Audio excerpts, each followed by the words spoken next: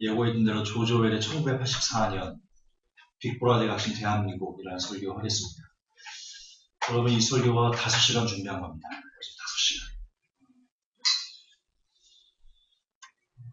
그동안 빅브라더 많이 들어보셨죠?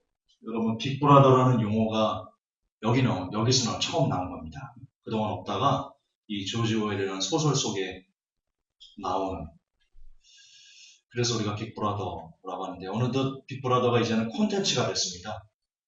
빅브라더라는 용어를 안 쓰는 언론이 거의 없을 정도로, 그쵸? 너무나 쉽게 친숙하게 이렇게 와닿았는데, 이게 절대로 우리에게 친숙하게 와닿을 수 없는 그런 이름입니다. 먼저 간단하게 소개를 하겠습니다.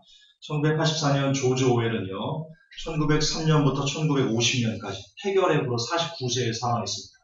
굉장히 젊은 나이에 묘절했죠.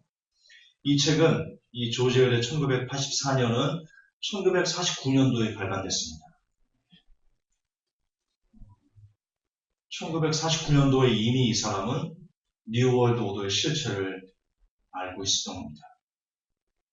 이렇게 얘기를 했습니다. 조지 오웰이 미래의 세계는 빅브라더가 다스리는 감시사회가 될 것이다. 이렇게 예언을 했습니다. 1949년도에.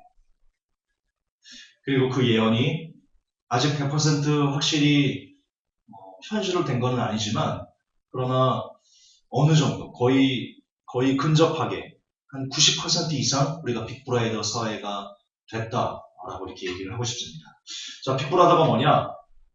일단 아까 말씀드린 것처럼 조지 오웰이 소설 조지 오웰이 만든 조어입니다. 이 사람이 처음으로 만든 신조어입니다. 정의가 이렇습니다.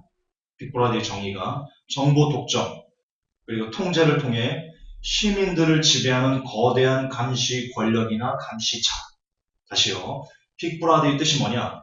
정보 독점과 통제를 통해서 시민들을 지배하는 거대한 감시 권력이나 감시자. 자, 시민들을 지배한다. 기억나십니까? 여러분, 요한계시록에서 예수님께서 너무나 싫어하는, 왜 여러분들에게 목사가 성도들을 지배하면 안 된다라고 말씀드리는지 연결해서 보셔야 됩니다.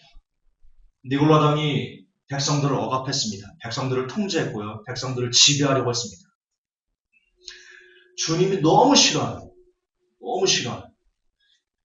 따라서 빅브라더는요, 하나님이 너무나 싫어하는 그런 일을 자행하는, 하나님을 정의로 대적하는 그런 핵심 세력이다, 이렇게 보시면 됩니다.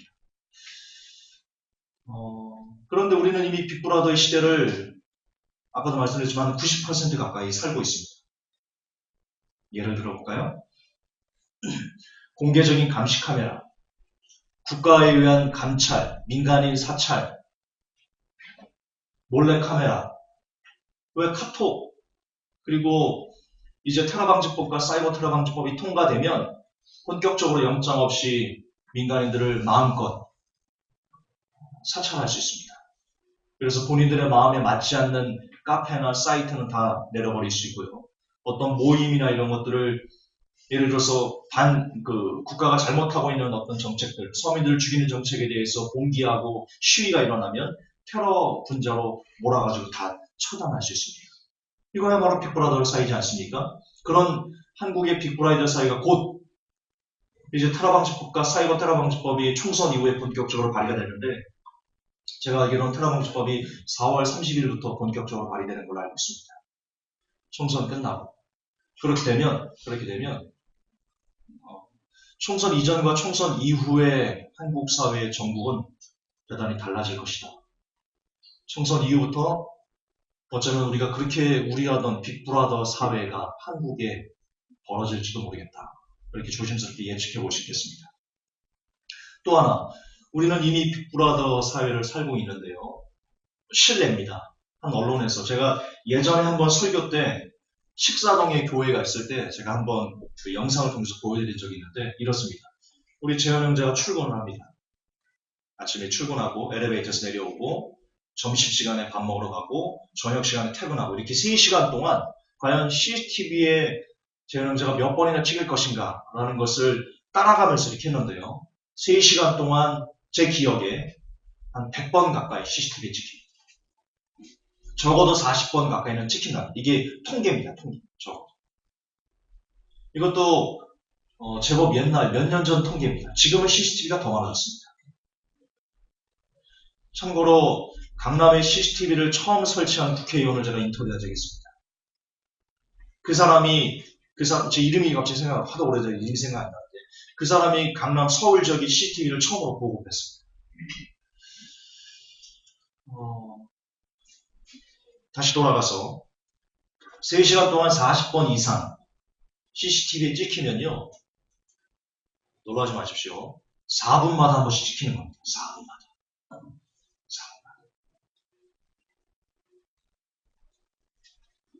그 주기는 더 짧아져서 1분마다 한 번씩 여러분들 찍힌다고 보시면 됩니다.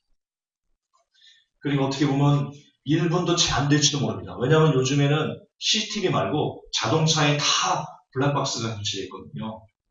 여러분 길거리 골목이 이렇게 있잖아요. 골목에 차들 다 주차되어 있잖아요. 거기 지나갈수록 여러분 찍히는 겁니다. 블랙박스.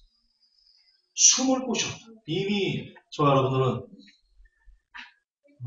빅브라더 사회에 살고 있는 것이다. 물론 그 빅브라더에 살고 있으면서 여러분들이 당하는 여러 가지 불이익들은 본격적으로 들이닥치진 않았지만, 그러나 이제 이 소설 속에 나타나는 빅브라더를 거부하는 사람들이 받게 되는 그런 형벌, 고문, 그리고 죽음, 이런 걸 보시면 빅브라더 사회가 본격적으로 일어났을 때 저와 여러분들이 대단히 고통스러운 삶을 살 것이다 라는 것을 예측할 수 있습니다.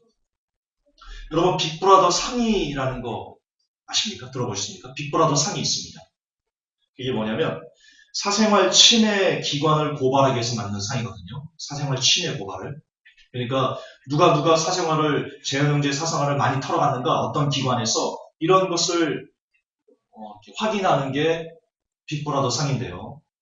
1998년 영국의 사생활 보호단체인 프라이버시 인터내셔널이 제정을 했는데 우리나라에도 이 법이 있습니다. 이걸 시상하는 곳이 있습니다. 2005년도에 국내에서도 시상을 했는데요. 누가 대상이었냐? 정보통신부, 국가정보, 헌법재판소.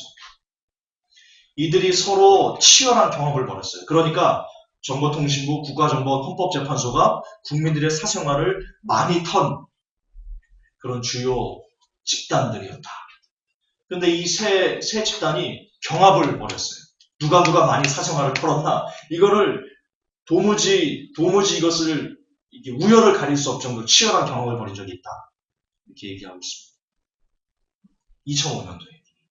2005년도는 지금 2016년, 11년 전에 이미 정보통신부, 국가정보원은요, 여러분 개인들의 신상을 엄청나게 털어잡긴 겁니다. 근데 이제 테러방지법과 사이버 테러방지법이 되면 물 만난 고기인 거죠. 그동안은 이 국가정보원이 수족관이 있었어요. 대형 수족관에. 막 헤엄치고 있는데 얘네가 너무 좁은 것 같아. 나 바다로 나갈 거야. 그래서 바다에 던져줘.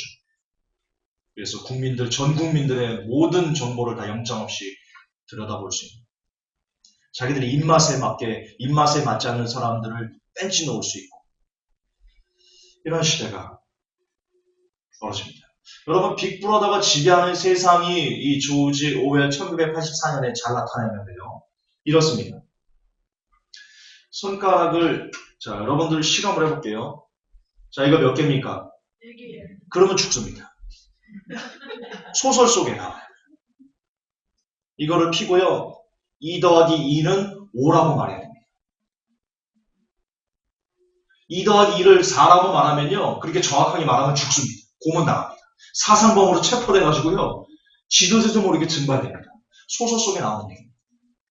소설의 주인공이 윈스턴이라는 사람입니다. 그 사람이 이 체계를 반항하는 사람인데, 그 사람이 마지막에는 2 더하기 1을 5다라고 말하면서 굴복하는 그런 내용이 나옵니다. 자, 만약에 손가락 4개를 보이고 5라고 안 하면요, 어떤 일이 시작되냐면, 첫째, 사상범으로 몰리고요. 사상범으로 몰릴 때 체포도 없고 재판도 없고요. 그냥 잡혀갑니다. 옛날 삼천교육 때처럼. 그게 아마 빅브라더를 보여주는 약간 안면의 모습, 전면적인 빅브라더는 아닙니다. 그것도. 어쨌든 그렇게 하고 고문을 당하고 사라집니다. 이때 사라질 때 그 사람의 호적과 그 사람의 주민등록부터 해가지고 모든 것이 완전히 다 사라집니다. 소설 속의 얘기입니다. 그냥 그 사람이 증발됩니다. 어느 순간. 원래 없던 사람처럼 이렇게 증발됩니다. 그리고는 그 갇힌 데서 지금처럼 윈스턴처럼 뭐 용서는 없습니다. 윈스턴처럼 2 더하기 2를 5라고 말해도 결국 총살로 죽입니다. 이게 조지 오웰이 말하는 1984년 속에 나타나는 빅브라더가 지배하는 세상입니다. 그런데 우리도 이런 예가 있습니다. 지금 시대는. 비근한 성완종 리스트 아시죠? 성완종 사건. 제가 회복교회를 통해서 누차 여러분들에게 말씀드렸죠. 성완종 씨 자살로 끝났습니다. 근데 아무리 봐도 CCTV를 보고 아무리 봐도 그 사람이 자살로 끝낼 일이 없는. 근데 죽였습니다. 리월더가 죽이고 자살로 위장해서 덮어버렸습니다. 그것뿐입니까? 세월호 유가족들 보십시오. 지금 다 바보로 만들었습니다. 여전히 노란 리본을 달고 다니면요. 사람들 지하철 달고 다니는 할아버지들이 야, 이 지겨워. 이거 경제망 같은 거 어서 빨리 떼버려. 이럽니다. 실제 그렇습니다. 여전히 세월호는 밝혀진 게 아무것도 없는데 자꾸 감추려는 것은 정부인데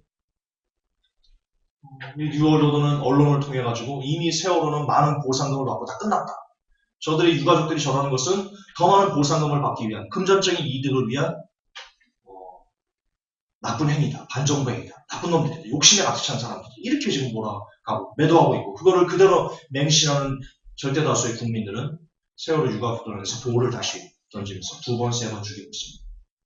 뿐만 아닙니다. 세월호 소방수 죽은 거 아시죠?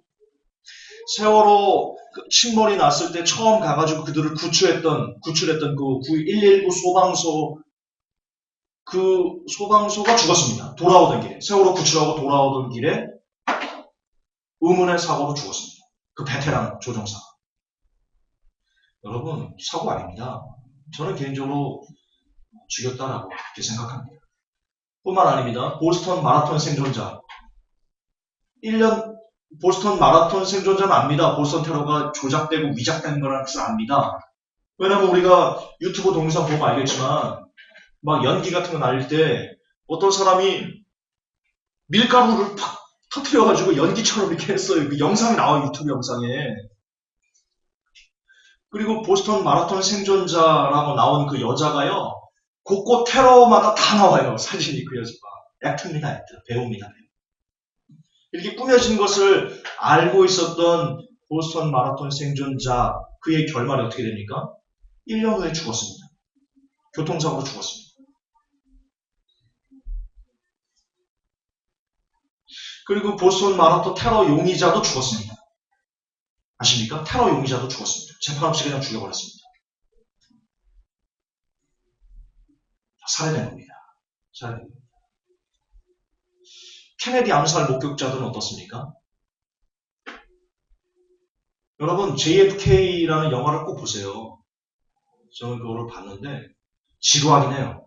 지루하긴 해. 길기도 하고. 하지만 케네디 암살이 절대로 그 오스왈드라는 사람이 범인이 아니다. 라는 것을 아주 확실하게 보여줍니다. 그렇게 한 사람이 총을 이거 지금 얘기하자면 길어. 케네디 암살 목격자는 다 죽었어요. 거기서 주위에서 이렇게 긴박하게 케네디가 어떻게 죽었는지를 증언하는 사람들 다 죽었다니까요. 수십 명이에요. 수십 명. 유튜브에 보면 이들이 지도새도 모르게 의문의 암살, 뭐 교통사고, 심장마비 이런 걸로 죽어버렸어요. 지금 여러분 우리는 물론 본격적인 빅브라더 사회에 진입하진 않았어요. 그러나 이미 조지 오웰이 1984년이라는 소설 속에서 말하는 것처럼 어떤 사람들은 일부는 그렇게 죽음 가운데 증발하는 일들이 나타나고 있습니다. 그러므로 빅브라더가 지배하는 세상에 저 여러분들이 본격적으로 살게 되면 몸 조심하셔야 됩니다. 그런데 한국에서 빅브라더가 본격적으로, 뉴월드오더가 본격적으로 그들의 삶을, 그들의 어떤 아젠다나 그들의 어떤 힘을 과시하게 되는 그 일들이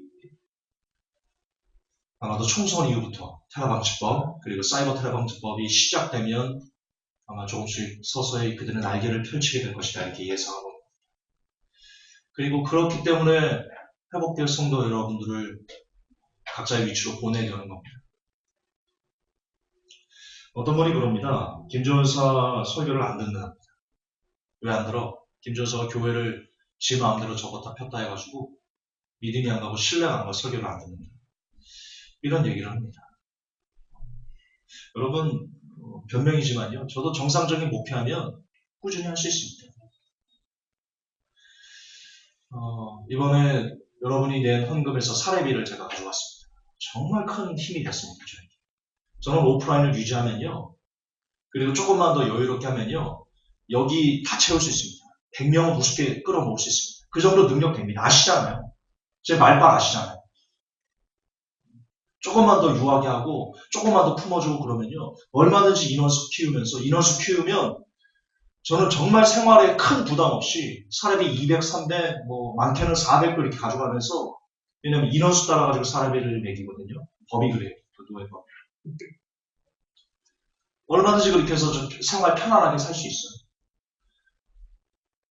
근데 오프라인을 제가 깨잖아요. 제가 깨는 게 아니고 정말 성도 한 사람만 이런 사유가 되기 때문에 괜히 이런 위험한 설교를 하는 그런 곳에 있으면 여러분들이 불똥이 튈까봐 여러분들 위해서 제가 이걸 놓는 거예요. 제가 갖고 있는 어떤 금전적인 이득을 희생하는 거라고요.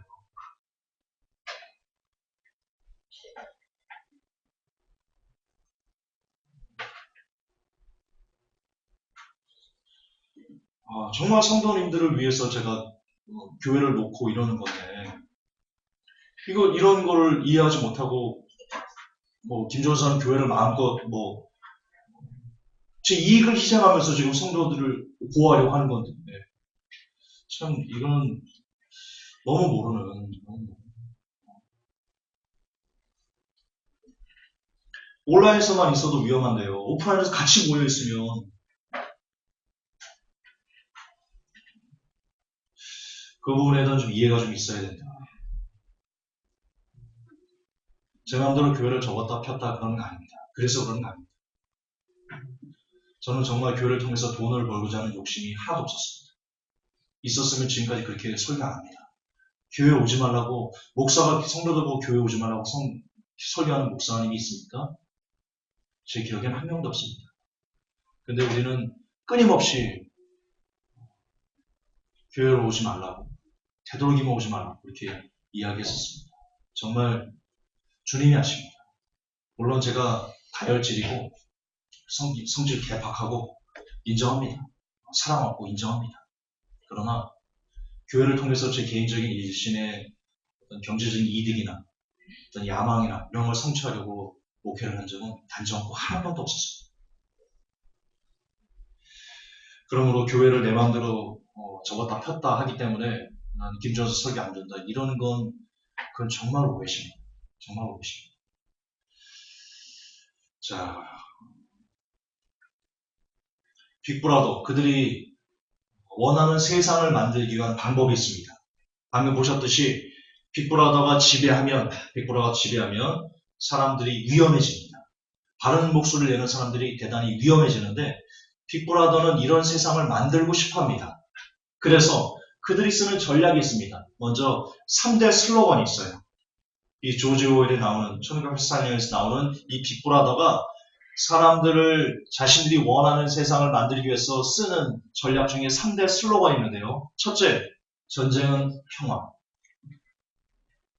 둘째, 자유는 예소. 셋째, 무지는 힘. 이게 그들의 슬로건입니다. 여러분, 전쟁은 평화가 말이 됩니까? 전쟁이 어떻게 평화가 됩니까? 막 싸우고 분열하고 그러는데.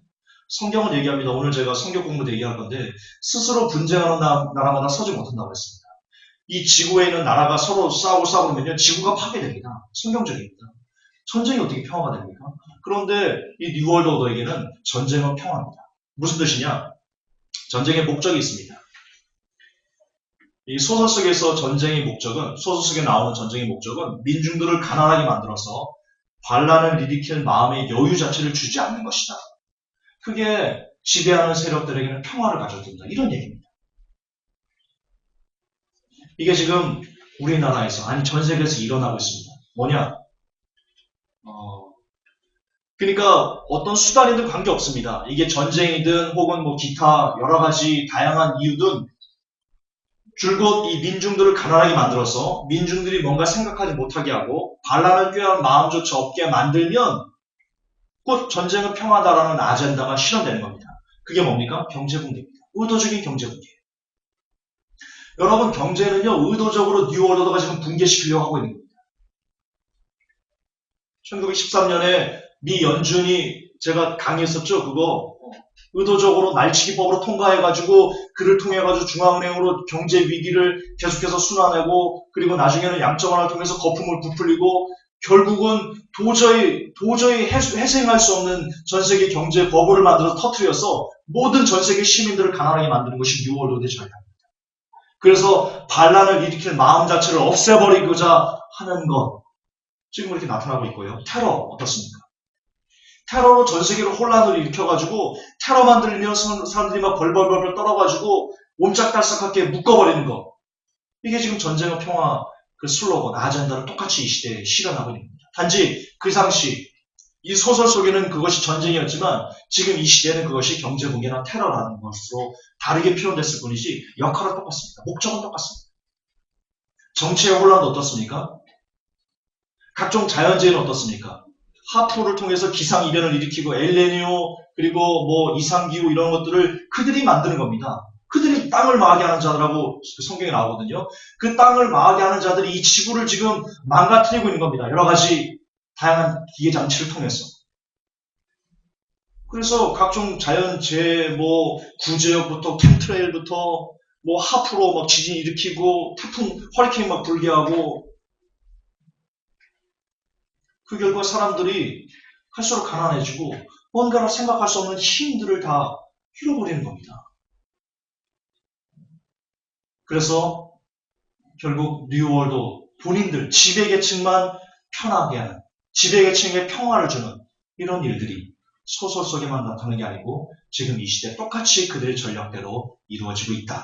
이렇게 보시면 돼요. 자유는 예속이다. 자유는 예속이다. 소설은 이렇게 얘기합니다. 이 목적이 민중을 바쁘게 해서 그 민중들이 자유로운 인간이 되지 못하도록 하라. 민중들이 자유로운 인간이 되지 못하게 하라. 왜냐? 자유로운 인간이 되면 무엇을 할 수 있습니까? 사색을 할 수 있습니다. 생각을 할 수 있습니다. 정부가 지금 저거 잘못하는 것 같아요. 저거는 우리의 이익에 상당히 침해되는 거야. 내 권리에 상당히 침해되는 거라는 것을 생각하게 되면 민중들이 봉기가 일어납니다. 그러면 뉴월드 오더는 권력을 유지할 수 없게 됩니다. 그래서 민중을 바쁘게 하라. 이 전략이 1949년도에 만들어진 이 소설 속에 있는 전략이 지금 이 시대에 어떻게 표출되고 있습니까? 바로 대학이라는 것으로 표출됩니다. 학생들은요, 대학이라는 관문에, 특히 우리나라에서는 대학이란 치열한 경쟁구도, 제가 개인적으로 서태지는 참 싫어하지만 그 노래는 잠깐 이용하겠습니다. 됐어. 이제 그런 가르치면 됐어. 우리를 포장지로 싸서 넘겨. 그거 아시죠? 대학 밟고 올라서가지고 이기는 그런 문화로 만들어갑니다. 뉴월드가 만들어간 겁니다. 한국의 교육 시스템이 뉴월드가 좋아하는 가장 이상적인 교육 시스템입니다. 그러니까 오바마가 뭐라고 말합니까? 오바마가 그렇게 얘기하잖아요. 한국 교육 시스템, very good, 넘버 원. 왜냐? 뉴월드가 너무나 좋아하는 경쟁 시스템이 되니까요. 학생들이 대학에 집착하고 학부모들이 대학에 집착하는 순간 뉴월드는 두 마리 토끼를 다 갖게 됩니다. 왜냐? 학부모들의 등골을 다 빼가지고 학생들을 공부시키잖아요. 가난해집니다. 그 집안이 가난해집니다. 아이들 대학 두세 개 보내려면 그 집안 기둥뿌리가 뽑혀버립니다. 아이들은요, 공부하다 보니까 이 주입식 사고방식 하다 보니까 스스로 생각할 줄 아는 능력이 없습니다. 그래서 좋은 대학 나와도요, 그리고 좋은 직장을 들어가도요, 뉴월드가 이끄는 대로 그렇게 이끌립니다. 우리나라 교육 방식은 너무나 잘못됐습니다. 대단히 잘못됐습니다. 뉴월드가 너무나 잡아먹기 좋은 개돼지를 양산하는 그런 교육이 바로 대학 교육입니다. 바로 한국의 중학교, 초등학교, 그리고 고등학교 교육입니다. 이게 다 뉴월드의 전략입니다. 자유를 예속하기 위해서, 생각할 수 없는 사람을 만들기 위해서. 또 일자리 없애기 어떻습니까? 일자리가 없다 보니까 사람들이 일자리를 얻기 위해서 생각을 포기합니다. 다 토익하고, 다 토플 준비하고, 다 취업 준비하고, 대학생이 되면 뭔가 좀 곰곰이 인생에 대해서, 인생의 진로에 대해서 생각하고 뜻깊은 일을 하고 뜻깊은 사람이 되기 위해서 애쓰는 그런 일들이 있어야 되는데 지금 대학생들은 다 뭐만 생각합니까? 취업. 얘도 취업, 쟤도 취업, 저도 취업. 모두 의도적인 일자리를 없애서 취업에 목매는 개돼지가 되게 하기 위해서 만들어 놓은 함정입니다. 거기에 지금 빠져 있습니다. 그래서 자유가 예속되었습니다. 뉴월드 전략입니다. 마지막 세 번째 슬로건은요. 무지는 힘이다. 여러분 아는 것이 힘이지 어떻게 무지가 힘이 됩니까? 그런데 뉴월드 오더에게는 빅브라더에게는 민중은 알면 큰 위기가 됩니다. 그래서 민중은 무지할수록 뉴월드 오더에게는 힘이 되는 겁니다. 이 무지를 위해서 이처럼 민중을 개돼지처럼 생각하지 않는 사람으로 만들기 위한 그런 전략이 이 무지는 힘이다인데 제가 그래서 지난주에 내부자들 기한국교에서 말씀드렸지 않습니까? 백윤식 씨가 민중은 적당히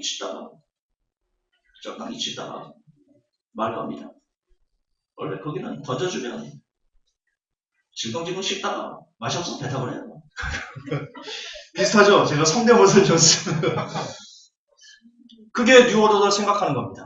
적당히 치다가 뭐 다른 거 새로운 거 재밌는 거 던져주면 그것도 적당히 씹다가 그것도 지겨울만 또 다른 거 던져주면 그것도 좀 적당히 씹다가 그렇게 이것저것 던져줘서 그렇게 우리가 이끄는 대로 생각하지 못하게 그렇게 개돼지처럼 만드는 게 우리 전략이에요. 이렇게 보여줍니다. 내부자들에서.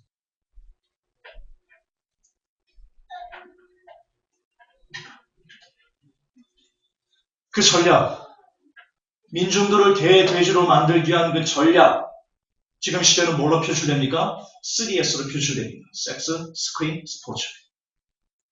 여러분 스포츠가 우리랑 뭔 상관이 있습니까? 호날두가 골을 4골을 넣든 3골을 넣든 우리의 삶이랑 뭔 상관이 있습니까? 안 그럽니까? 여러분 호날두 보긴 했습니까? 악수는 해봤습니까? 호날두가 골 넣으면 여러분 뭐 도와줍니까? 메시가 골 넣으면 뭐 도와줍니까? 2002 월드컵 때 안정환이 골 넣었죠? 도와준 거 하나도 없었어요. 하나도 없었어요. 여러분 스포츠가 우리랑 아무 상관이 없습니다. 물론 개인들이 그거를 좋아하고 이렇게 하면 또 모르겠지만 그러나 우리의 삶에 그다지 영향이 없습니다. 스포츠가. 그냥 기분을 들뜨게 하고 업되게 하고 생각하지 못하게 하고 거기 빠져가지고 뭔가 하고 이런 거 외에는 이게 뉴월드 전략입니다. 3S 전략. 그래서 민중들의 무지는 지배계층의 힘이 된다 라는 슬로건이 지금 이 시대에도 이렇게 적용돼서 이미 민중들은요 이미 한국 사람들의 대다수는요 개돼지가 되어 있습니다. 인격적인 모독이 아닙니다.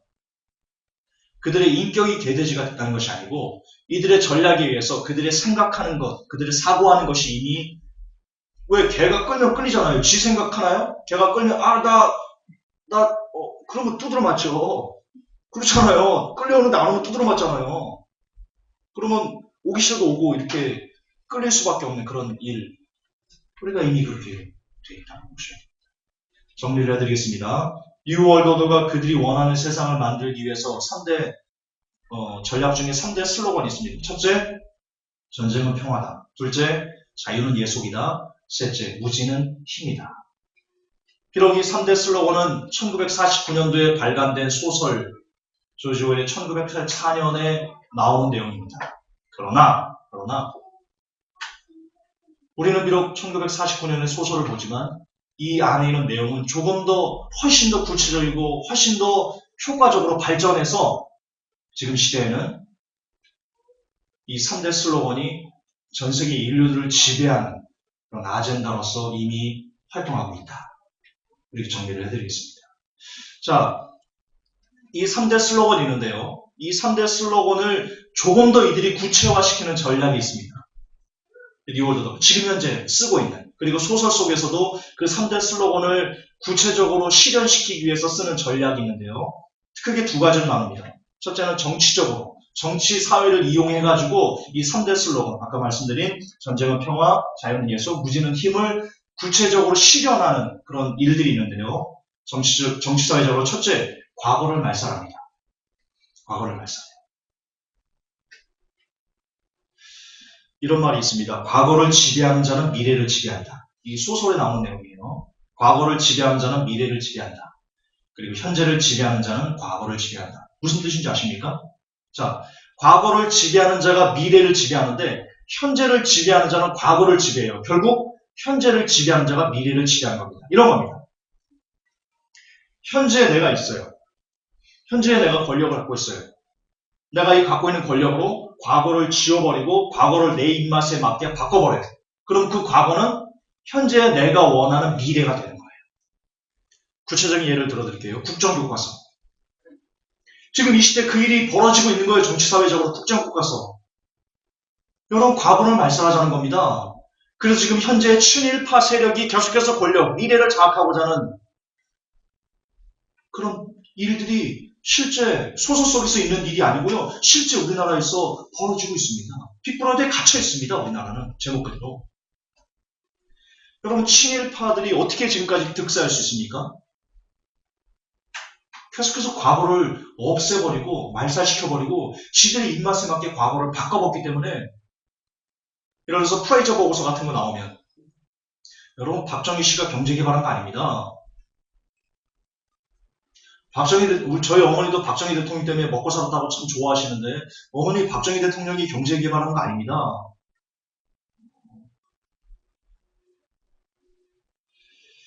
그 얘기가 좀 길고 프레이저 보고서 같은 경우 나왔어요. 거기에 실체가 있어요. 이승만의 실체, 박정희 대통령의 실체.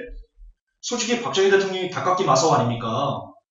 일본군 장교였지 않습니까? 독립군을 잡아다 죽이는 사람이었지 않습니까? 그런 사람이 이 나라의 대통령이 된다. 있을 수 없는 일인데 이게 과거와 청산되지 않다 보니까 이런 일들이 지금 벌어지고 김무성 씨 보세요. 한나라당 아니고 새누리당 대표지 않습니까? 그 아버지 김영주 씨 친일파지 않습니까? 지금 이 나라를 지배한다는 사람들의 대다수가 다 친일파지 않습니까? 20만 명의 조선 처녀들을 학살하고 강간하고 지들 마음대로 짓밟았던 친일. 있을 수 없는 일이죠. 있을 수 없는 일이죠. 지금 민중들이 이 뉴월드로 간 과거 말살에 개돼지가 돼가지고 노예가 돼가지고 뭐가 옳은지 그런지 생각을 모르는 안타까운 거죠.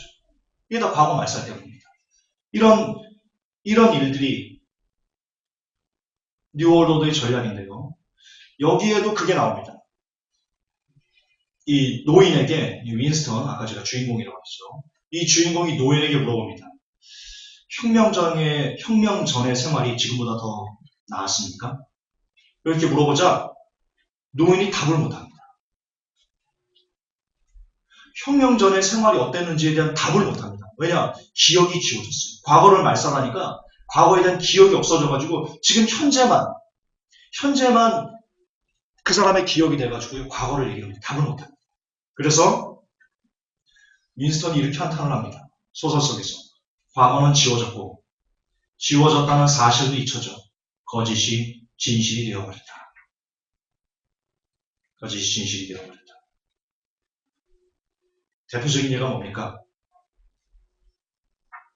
진실은 침몰하지 않는다. 가사가 제 생각이 안 나네요. 세월호. 대표적인 예가 세월호입니다. 세월호의 진실이 뭡니까? 누군가 보이지 않는 세력의 힘에 의해 가지고 의도적으로 침몰되고 의도적으로 학살됐습니다. 무차히 많은 유튜브에 지금 그런 증거들이 떠돌아다닙니다. 애들이 배 안에서 창문을 깨부시는데 그걸 해경들이 보고 있으면서 그냥 지나쳐서 구조하지 않고 가버렸습니다. 이게 있을 수 없는 애들이 깨부시고 있어요. 의자로 영상이 나와요.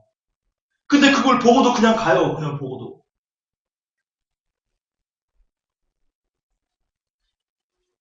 파파이스에서 얘기했지 않습니까?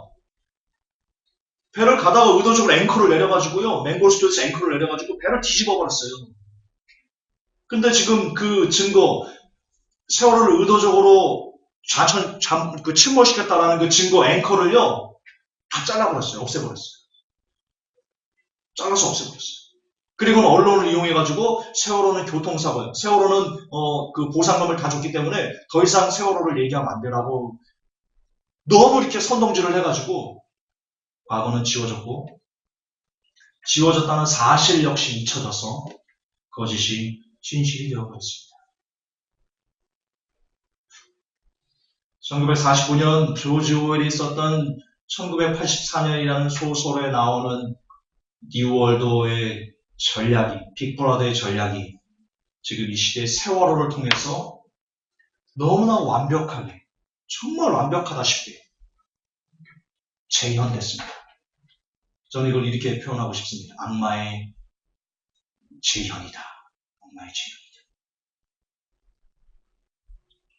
이게 첫 번째고요. 두 번째, 정치사회적으로 두 번째는요. 언어 말살 또는 언어 왜곡 정책을 씁니다. 3대 슬로건을 이루기 위해서 언어 말살, 언어 정책이 뭐냐면 언어를 단순화해서요. 인간의 자유로운 사고작용을 막는 건데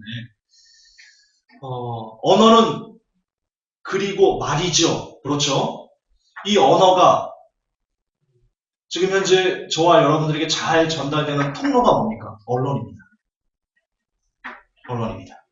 지금 한국에서 정부가 언론을 다 장악했습니다. 그리고 정부에 반하는 조그만 언론들, 그런 것들은 아예 다 폐간해버리려고. 그래서 우리 엔터타임즈도 폐간된 거 아닙니까?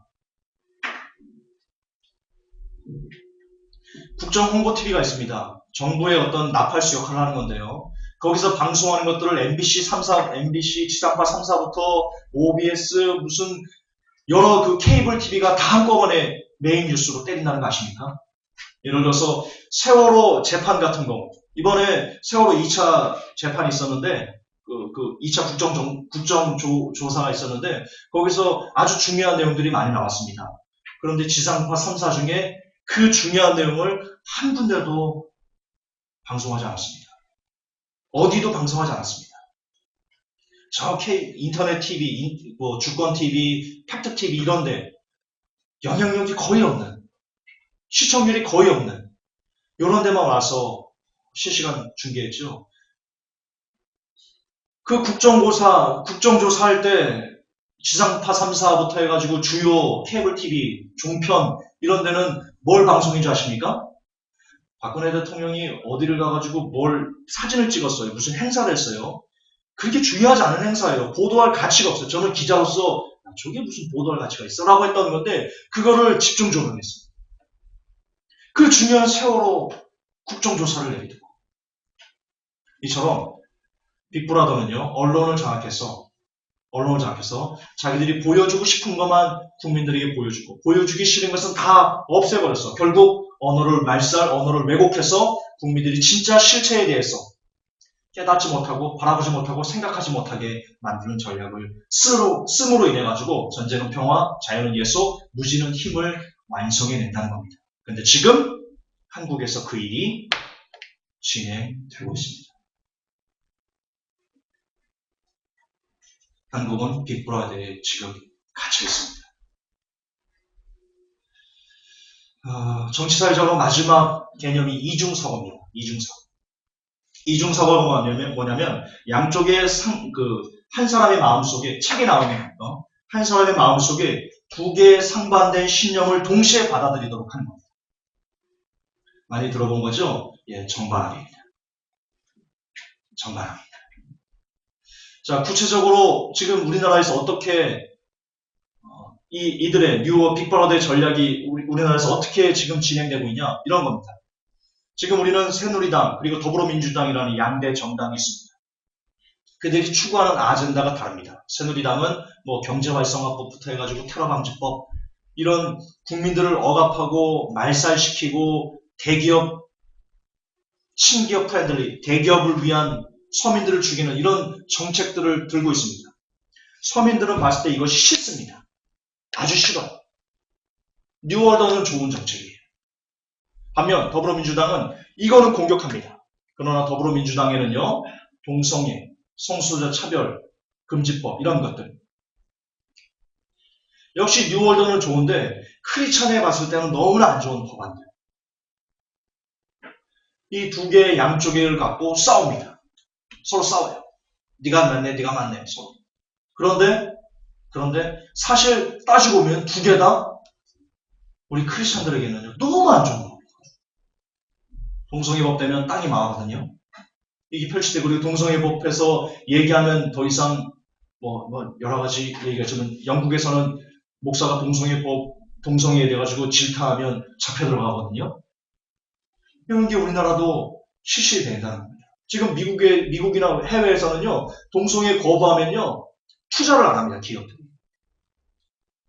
엄청나게 많은 불이익을 받습니다. 그런 일들이 우리나라에도 벌어집니다. 땅을 망하는 거랍니다. 결국, 이쪽도 나쁘고 이쪽도 나쁘지만 서로 싸우고 보면서 한쪽은 뭔가를 받아들이게 하는.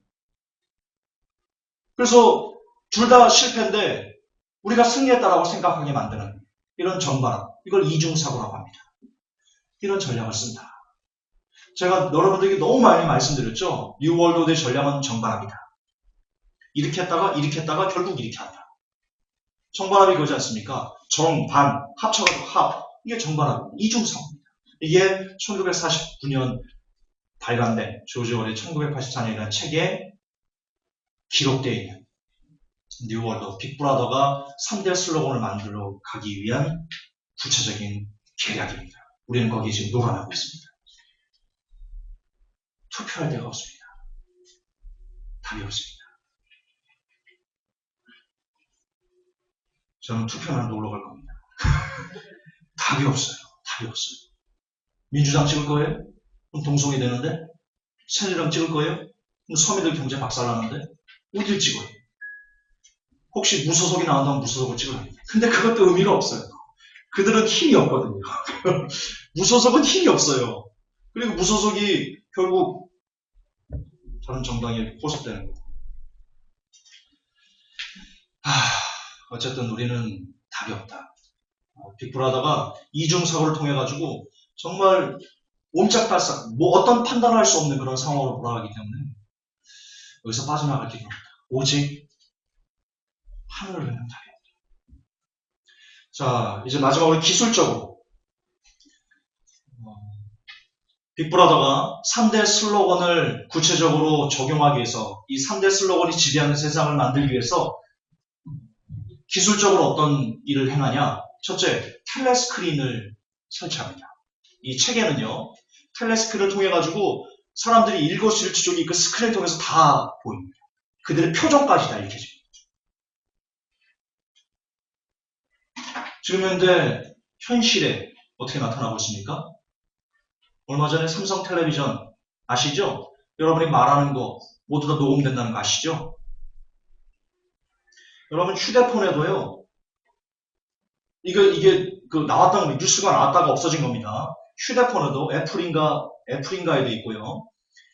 우리가 키지 않은 위치 추적기가 그 안에 내장되어 있고 그 프로그램이, 그리고 우리가 말하는 것들이 다 녹음된다고 합니다. 그 비밀 장치가 있답니다. 우리는 알 수 없어요. 지금 제가 하는 말이 녹음될 겁니다. 근데 이게 이미 있던 전략입니다. 1949년에 이미 소설 속에 등장하는 기술입니다. 이 책에는 이렇게 나와 있습니다. 길거리 곳곳마다 빅브라더가 감시하고 있다는 포스터가 붙어있다. 그리고 감시경찰이 있어서요. 감시경찰이 수시로 비밀리에 이렇게 감시하면서 누가 잘못하면 꼰질르고 그럽니다.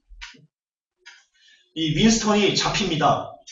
이 윈스턴이라는 인물이 이 뉴 빅브라더에 대항하는 그런 일기라는 것을 쓰면서 대항하고 있었는데요. 이 윈스턴이 어떻게 잡히는지 아십니까? 그 옆집에 사는 10살짜리 꼬마가 귀로 이렇게 딱 듣고 있다가, 그 윈스턴 집을 듣고 있다가 윈스턴이 잠꼬대로 빅브라더를 타도하라라고 잠꼬대를 했습니다. 그걸 듣고는 꼰질렀습니다. 그래서 잡혀가서 결국 죽었습니다.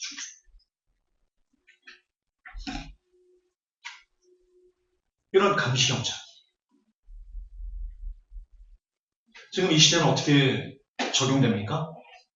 네, 여러분 카톡, 감청, 핸드폰, 각종 그 사물 인터넷 기기, 사물 인터넷 제가 말씀드렸죠. 세탁기가 자기가 알아가지고 시간 되면 쥐가 돕니다. 세탁물이 있습니다. 에어컨이 말을 합니다. 에어컨과 세탁기가 서로 이렇게 이렇게 서로 이렇게 신호를 보내가지고 시간이 되면 쥐가 알아서 불이 딱 켜지고요. 전기기구가. 이게 사물 인터넷입니다. 그런 사물 인터넷 쪽에 예를 들어 뉴오더가 도청 기능을 다 심는다면 화장실에서 불이 지 마음대로 다 켜지는 그런 곳에 도청 기능을 심다면 화장실에 여러분이 죄송합니다. 똥 싸는 소리까지 다 녹음되고 감시경찰이 이 시대는 감시경찰이었지만 지금 시대는 사물 인터넷이 감시경찰이 되는 시대가 오는 겁니다. 현실입니다. 왜? 사물 인터넷이 현실이 되잖아요. 지금 사물 인터넷 시대잖아요. 그렇잖아요. 네. 감시경찰이 여러분의 일거수일투족을 감시하고 지배하고 통제하고 억압하는 그런 세상이 이제 곧 열리게 될 것입니다. 그리고 여기서는 헬리콥터가 건물을 오가며 수시로 감시한다 이런 내용도 있고요.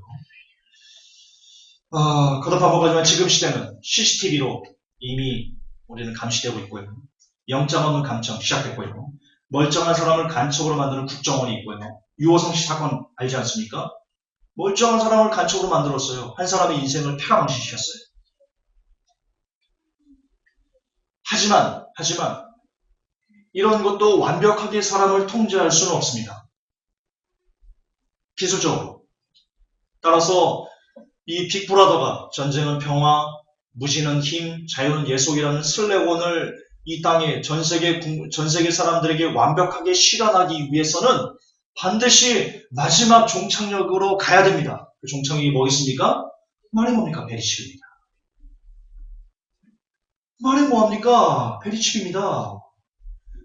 그것만이 진짜 완벽하게 진화죠. 진화. 원래 진화는 없는 건데 이 뉴오더가 만든 개념, 사탄이 만든 개념인데 사탄이 만든 개념 중에 인간을 억압할 수 있는 빅브라더가 사람들을 억압할 수 있는 최종 진화 단계 결정체는 바로 페리칩뿐입니다.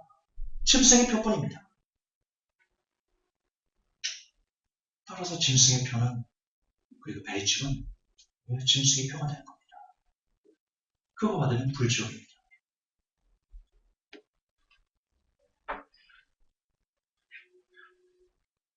왜 페리칩이 짐승의 표가 될 수밖에 없는지 그 메커니즘을 이해하니까 훨씬 더 명확하게 보이죠? 이런데 지금 한국교회는 거듭 반복하지만 장자교단이라는 합동은 베리칩을 짐승의 표라고 말하면 이단이랍니다. 어처구니가 없는 거죠. 정말 그냥 성도들 그냥 다 죽여버리자는 거죠. 죽여버리자는 거죠. 그래서 제가 교회 시대가 끝났다고 합니다. 여러분, 제가 가끔 단정적으로 말하는 부분들이 있어요. 없지 않아요. 인정해요. 그리고 실수이기도 해요. 그러지만 여러분, 죄송하지만 잘난 체로 듣지 마시고요. 저와 여러분이 달라요. 저는 뭔가를 여러분들이 말할 때 그 백데이터가 너무 많아요. 그게. 특히 경제 예를 들어볼까요? 저는 경제 서적을 엄청 많이 읽었어요. 공부도 많이 했고요. 그 분야에서 일도 많이 했고요. 기사도, 경제 관련 기사도 하루에 수백 개씩 막 보면서 분석하고 그걸 5년 가까이, 6년 가까이 지금 지속해오고 있어요. 제가 아는 백데이터가 얼마나 많겠어요. 그렇잖아요. 근데 이거를 다 얘기하려면 그 한 가지 주제만 갖고도 막 세미나를 해야 돼요. 며칠씩. 그렇잖아요.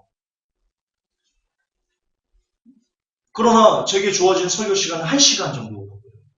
여기에 그 많은 백데이터를 어떻게 다 담아서 얘기해요? 그럴 수 없어요. 그 엑기스만 뽑아가지고 얘기하는 거예요. 그러다 보니까 저는 알고 있는 백데이터가 너무 많고 그에 대한 확신이 강하다 보니까 저도 모르게 단언적으로 말하는 거예요. 지금 같은 경우도 봐요. 베리칩이 이렇고 짐승의 표가 너무나 확실한데 메커니즘적으로 너무나 확실한데 이걸 대한민국 최고의 장자교단이 이단이라고 말하니까, 베리칩을 짐승표로 말하면 이단이라고 규정하니까, 그렇다면 야, 교회 시대는 끝난 거지 라고 하는 메커니즘이 형성돼가지고 말하는 거야.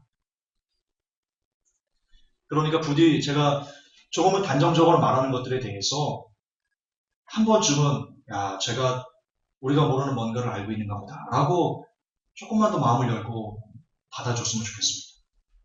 저는 기자였습니다. 지금도 기자 신분이 좋은 일 수 있지만 제가 기사를 안 써서 참 미안하지만 지금도 저는 기자입니다. 기자로 등록되어 있습니다. 10년 넘게 기자 일을 했습니다. 여러분들이 거짓 부렁하지 않습니다. 사실이 없는 거 만들어가지고 꾸며서 얘기하지 않습니다. 저는 그렇게 훈련받지 않았습니다. 앞으로도 제가 여러분들에게 뭔가를 좀 얘기하면 그게 좀 충격적이고 단언적이라 할지라도 조금은 더 열린 마음으로 뭔가 데이터가 있는가 보다 이렇게 생각해 주십시오. 자, 마지막으로 그럼 빅브라더가 이런 세상을 열기를 원하고 이런 구체적인 전략들을 행하는데 하지만 빅브라더가 용납하지 않는 사람이 있습니다. 자기들이 원하는 이런 세상에 반하는 사람도 있습니다. 그런 누구냐? 첫째, 기록자입니다. 주인공 윈스턴은 일기를 씁니다. 일기를 쓰는 이유는 과거를 기억하기 위해서, 기록하기 위해서, 지금 현재를 정확하게 기록하기 위해서 일기를 씁니다. 이런 기록자들, 빅브라더는 너무나 싫어합니다. 그 기록자는 이 시대 누구겠습니까? 저와 여러분입니다.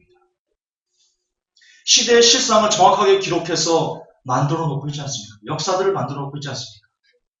빅브라더가 보면요, 저와 여러분들은 제거 1순위입니다. 물론 아직 빅브라더가 사람들을 함부로 죽일 수 있는 그런 본격적인 빅브라더의 세상이 열리지 않았기 때문에 저와 여러분이 하나님의 은혜로 온전히 보호받고 있는 것이지만 성령님이 떠나가시고 이 빅브라더가 자기들의 뜻대로 마음껏 할 수 있는 그런 불법의 비밀이 온전히 활동할 때가 되면 그때는 기록자들을 모두 다 처단할 것입니다. 1순위는 저와 여러분입니다. 그 전에 성령님 올라가시기 전에 여러분 저와 여러분 주님을 붙잡으셔야 됩니다. 두 번째, 사상을 가진 자입니다. 첫째는 일기를 쓰는 자, 그러니까 기록자가 제거 대상 1순위고요. 두 번째는 사상을 가진 자입니다. 조지 오웰이 소설에서 이렇게 얘기합니다. 사상죄는 죽음을 불러일으키지 않는다. 사상죄는 그 자체가 죽음이다.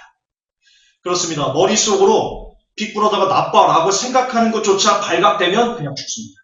소설에서는 그렇습니다.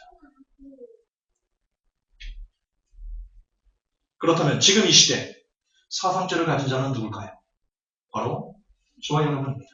빅브라더의 실체를 정확하게 알고 그들의 나쁜 점들을 고발하면서 어떻게 하면 성도들이 빅브라더에게서 벗어나 개돼지가 되지 않고 스스로 생각할 줄 알고 스스로 설 줄 아는 사람이 되는가를 가르치고 교육하는 저는 제거 대상 1순위입니다.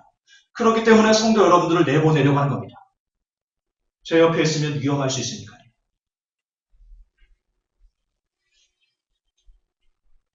저는 감당할 자신이 없습니다. 여러분 중에 나는 죽음이 두렵지 않아. 나는 위험이 두렵지 않아. 그래도 김전사 옆에서 오프라인 교회 할래? 라고 몇 명이 남을지도 모르겠죠. 그러나 정말 만약에 여러분들이 저 때문에 불똥을 받는다면 저는 그 자책감을 감당해낼 마음의 자신이 없습니다. 여러분은 가셔야 됩니다. 여러분 가족을 위해서, 여러분 영혼을 위해서, 육신을 위해서 가셔야 됩니다. 우리는 각자 비밀을 카타콤으로 숨으셔야 됩니다. 그렇습니다. 그들은 바로 저와 여러분입니다. 계시록 13장 얘기합니다. 표를 받지 않는 자는 다 목베어 죽인다.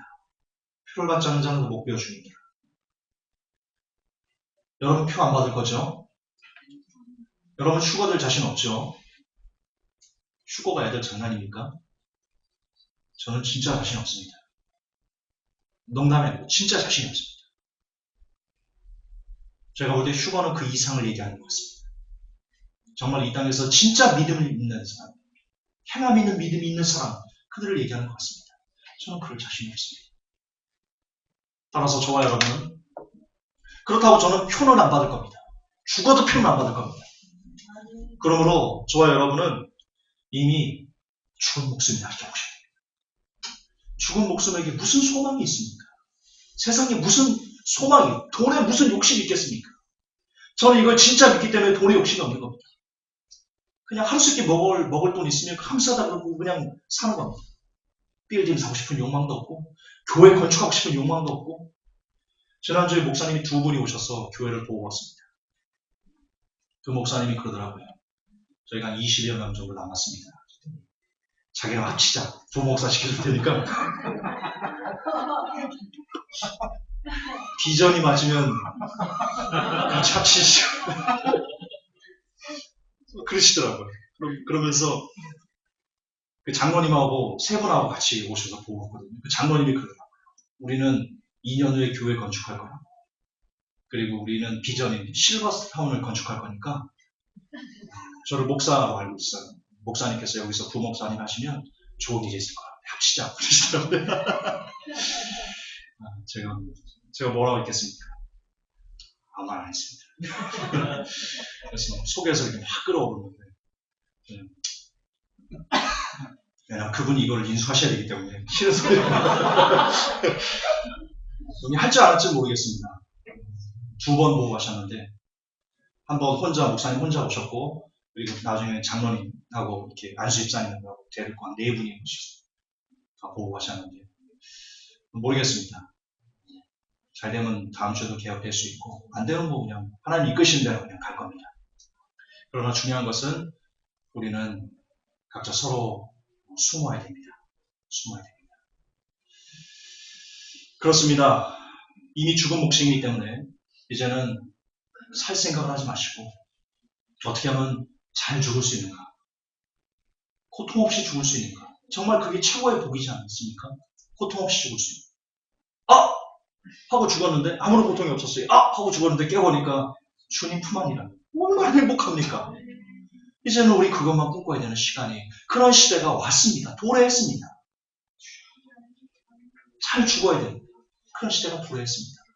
그러므로 부디 오늘부터 기도하십시오. 잘 죽게 해주세요. 편안하게 죽게 해주세요.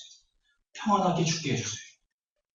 그러므로 이제는 진짜 복인, 잘 죽는 복, 행복하게 죽는 복, 편안하게 죽는 복, 그런 복을 위해서 우리가 애를 쓰고 절치부심하는 모든 회복된 성도 되시기를 주 예수 그리스도의 이름으로 축복합니다. 하나님 아버지, 오늘 조지 오웰의 1984년이라는 소설 속에 나타난 내용들이 지금 이 시대 한국에서 어떻게 생생하게 재현되고 있는지를 짧은 시간이나마 요약해서 강의해 보았습니다. 부디 이 강의를 통해서 우리가 지금 시대 어느 지점을 살고 있는지를 정확하게 인식하게 하셔서 이 시대를 조금 더 지혜롭고 슬기롭게 극복해내고 살아갈 수 있는 하나님 제일주의 신앙이 우리의 참된 복임을 깨닫는 모든 성도들이 되게 하옵소서. 예수님의 이름으로 기도하옵나이다. 아멘.